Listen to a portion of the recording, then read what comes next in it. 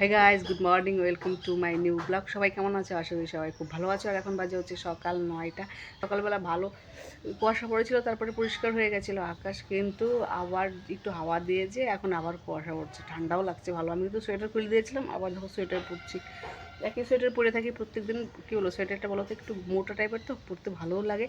আর হচ্ছে কি, এখন এমনি যে ধুলোবালি সোয়েটার বের করলে খালি পরিষ্কার করতে হয়। আর জলের খুবই কষ্ট হচ্ছে, জল নেই কুয়োতে একদমই প্রায়। খুবই কষ্ট হচ্ছে, কাপড় চোপড় ধুতে হচ্ছে, তার জন্য জলের খুবই কষ্ট।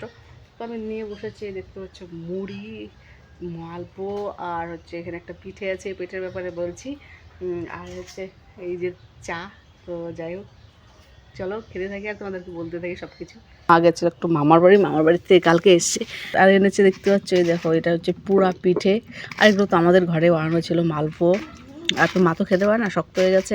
এ পুরা পিঠে আমার কিন্তু খেতে কিন্তু দারুণ লাগে পুরো পিঠে। কে কে আগে কে কে খেয়েছো বা কে কে প্রথম দেখলে অবশ্যই কমেন্ট করে জানিও।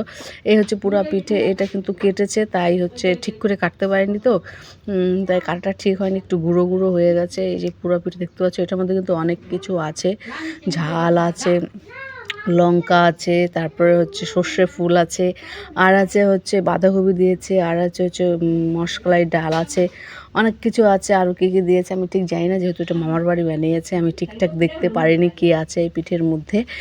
কিন্তু খেতে কিন্তু বেশ স্বাদ। তারপরে যেরকম পোড়া পিঠা বানায় আর কি, সব কিছু দিয়ে মেখে কলার পাতার মধ্যে মুড়ে ভালো করে একদম মোটা করে মুড়ে যাতে পুড়ে না যায়, তারপরে হচ্ছে পিঠাটাকে পুড়ায় আর কি, উনুনের মধ্যে দিয়ে পিঠাটাকে পুড়ায়। তো দেখতে পাচ্ছ আমাদের মানে পুড়ায় বলতে সেই রাত্রেবেলা দেয়, আর সকালবেলা তুলে উনুন থেকে সারা রাত পিঠেটা হতে থাকে উনুনের মধ্যে। সবচেয়ে লং প্রসেসের পিঠে হচ্ছে এই পুরো পিঠাই, যে পিঠা তৈরি করতে সারা রাত লাগে।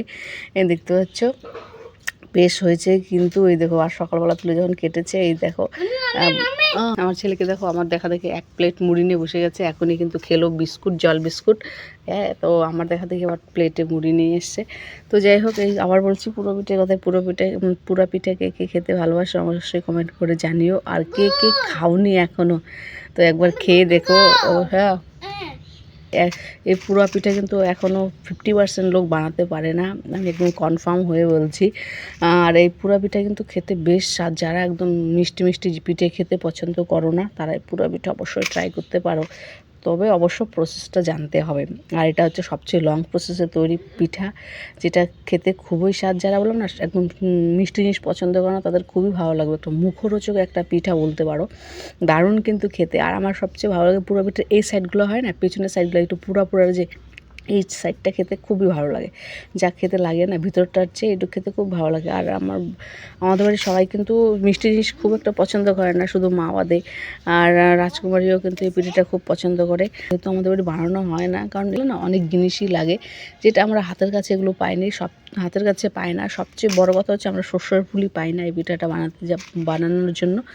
এমনিতেও মশলার ডাল তো বাজারে পাওয়া যায়, বাজার থেকে কিনে আনতে পারবো, সেরকম অসুবিধা হবে না, কিন্তু এই সর্ষে ফুলটাই পাওয়া যায় না আর কি। তো আরও কিছু দিতে হয়, আমি ঠিকঠাক জানি না। আমার ঠাম ভালো করে বানাতো, বলতে পারো নাম্বার 1 এই পিঠে পুরো পিঠা বানাতো।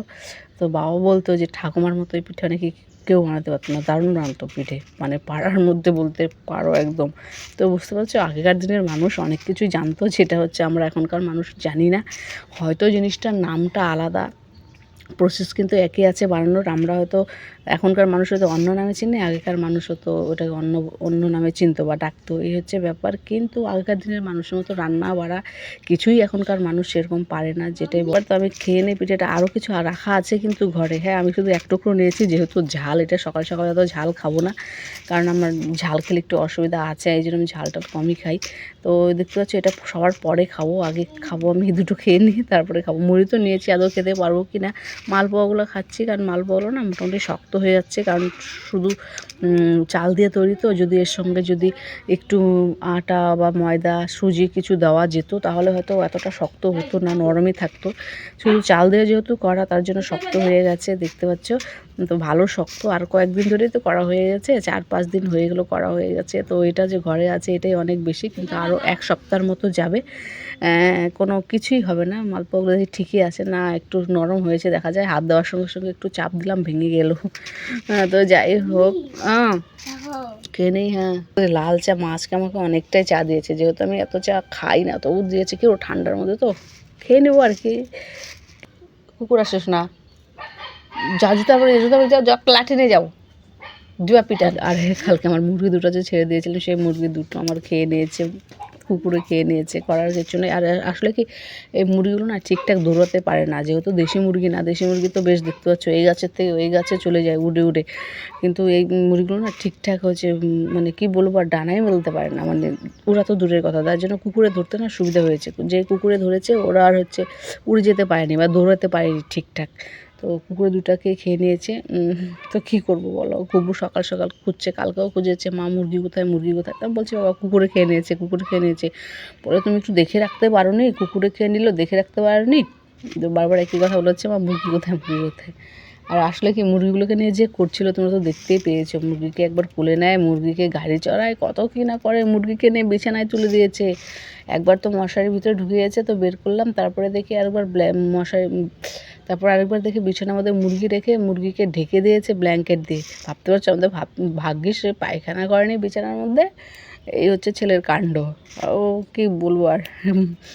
এই জন্য মুরগিরা তো খোঁজ করছে আর কি। তো যাই হোক তোমাদের। আর কালকে না মা কিন্তু প্রচুর শাকসবজি এনেছে, দেখতে পাচ্ছ। কালকে ছিল হাটবার, এদিকে বাবাও বাজার থেকে অনেক শাকসবজি এনেছে।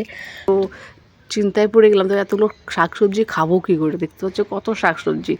আর এগুলো থাকবেও না, আজকে কালকে পর্যন্ত থাকবে, আর পরে আর থাকবে না। আর শাকগুলো না একদম টাটকা, ও দেখে একদম লোভ সামলাতে পারবে না কেউ। এই দেখো ধনে পাতাগুলো দেখো একদম গ্লেজ মারছে এখনই, দেখো একদম সদ্য যে তুলে নিয়ে এসছে গাছ থেকে মনে হচ্ছে এখনই, কিন্তু না, এটা তো কালকে এনেছে সন্ধ্যাবেলা।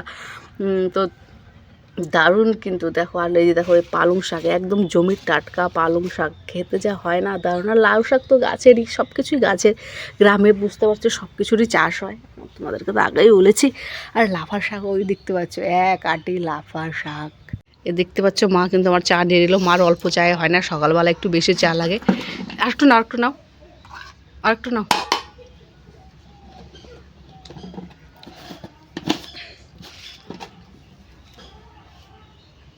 এখান থেকে একটু মুড়িও নিয়ে নাও, আমি খাবো না তোগুলো মুড়ি।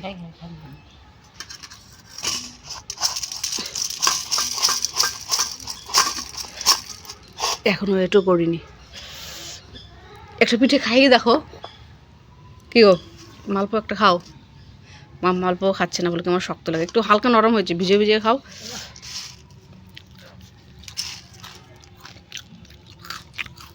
বাড়িতে লাগানো, একদম সার পড়েনি, একদম অর্গ্যানিক, এগুলোর খেতে স্বাদই আলাদা। কত শাক খাইতে পারবা গো, এত শাক 2 দিনে তো শেষ হবে না।